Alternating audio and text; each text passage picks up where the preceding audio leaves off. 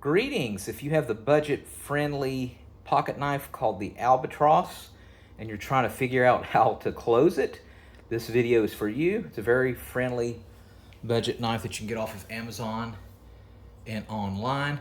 So in order to open it, that's pretty simple. It's got like a little flipper here, usually on a lot of them, where you just flip it, or you can just take your thumb and open it up like that. Now, in order to lock it or to close it, it's called a liner lock.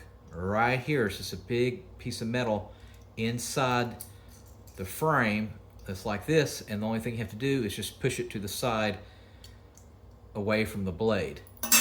So with the blade in hand, the only thing you have to do is just take your finger and push it this way, outwards, and then it'll just close like that.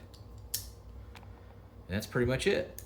Again, that's the liner lock right there. And you just push it in. And that's how you do it. All right, and if you're looking for another Albatross knife, which I'm very impressed with them, I can tell you a direct link that you get it off of Amazon. I'll pin it to the comment section. All right, thanks for watching. Make sure you subscribe.